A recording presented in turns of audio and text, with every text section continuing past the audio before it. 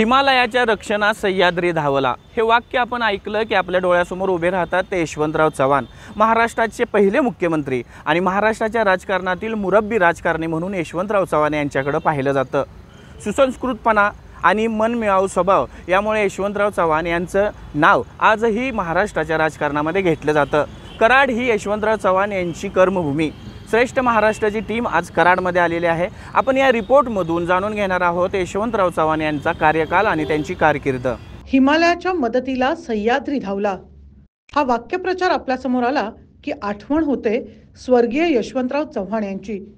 यशवंतराव चव्हाण हे महाराष्ट्राचं जाणतं नेतृत्व। भारत चीन युद्धादरम्यान पंडित जवाहरलाल नेहरू यांनी यशवंतराव चव्हाण यांच्यावर संरक्षण खात्याची जबाबदारी टाकली। यशवंतराव चव्हाण हे महाराष्ट्राचे पहिले मुख्यमंत्री। आपल्या सुसंस्कृत राजकारणाने यशवंतराव चव्हाण यांनी महाराष्ट्रासह देशातील जनतेच्या मनात घर निर्माण केलं। यशवंतराव चव्हाण यांनी केंद्रात संरक्षण, परराष्ट्र, अर्थ, गृह अशा महत्त्वाच्या खात्याची जबाबदारी अतिशय लीलया पेलली। यशवंतराव चव्हाण यांची कर्मभूमी सातारा जिल्ह्यातली कराड नगरी। कराडमधून यशवंतराव चव्हाण यांनी आपल्या राजकीय कारकिर्दीला सुरुवात केली। कराडकर यशवंतराव चव्हाण यांना आदराने मामा म्हणत। यशवंतराव चव्हाण यांनी साहित्य क्षेत्र असो, क्रीडा क्षेत्र असो किंवा सांस्कृतिक क्षेत्र असो, या सर्व क्षेत्रातील माननीय व्यक्तींशी कायमच घरोबा ठेवला। यशवंतराव चव्हाण हे राजकीय क्षेत्रातील सुसंस्कृतपणाचं उत्तम उदाहरण असल्याचं आजही प्रकर्षाने सांगितलं जातं। त्यांनी महाराष्ट्राचं नेतृत्व करत असताना अनेक अशा योजना राबवल्या ज्यामुळे महाराष्ट्र प्रगतीच्या दिशेने जायला मदत झाली। आपल्या मृदू स्वभावाने यशवंतराव चव्हाण हे विरोधकांच्या मनातही घर करून राहिले।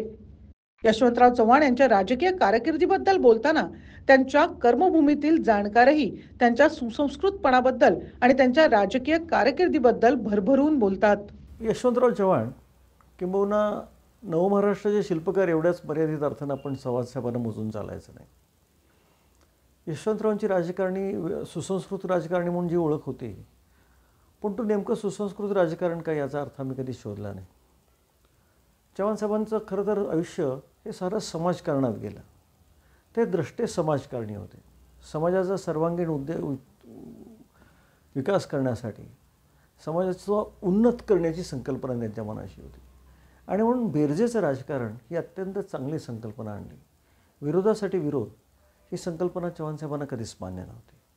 मात्र एखादा विरोधक असेल तर त्याचं खच्चीकरण करण्याऐवजी त्याच्यातील चांगल्या गुणांना आपण प्रोत्साहन देऊयात, त्याच्या पाठीशी उभं राहूयात आणि त्याचा देश विकासासाठी उपयोग करूयात, ह्या विचाराने चव्हाणसाहेब आयुष्यभर माणसं जोडत गेले।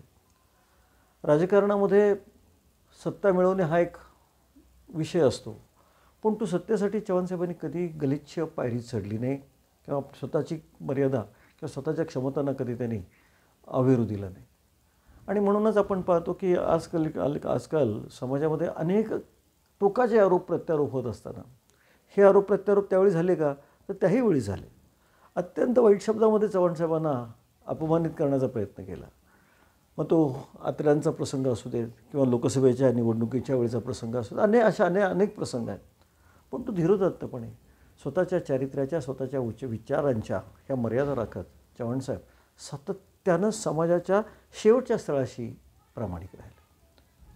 चव्हाणसाहेबांचं राजकारण ह्या दृष्टीने मोठं होतं की संपूर्ण भारताच्या नकाशावर आजसुद्धा कराडची ओळख, साताऱ्याची ओळख किंवा महाराष्ट्राची ओळख हा यशवंतरावांचा सुसंस्कृत महाराष्ट्र होऊन आणि म्हणून आज यशवंत विचारांची नव्यानं उजळणी होणे हे काळाची गरज आहे असं मला नम्रपणे वाटतं। यशवंतराव चव्हाण यांच्या संपूर्ण कारकिर्दीमध्ये त्यांच्या आई विठामाता आणि पत्नी वेणुताई चव्हाण यांचा मोठा सहभाग होता। यशवंतराव चव्हाण यांनी शेवटच्या क्षणापर्यंत सर्वसामान्य गोरगरीब जनतेचा विकास कसा होईल त्याचाच विचार केला।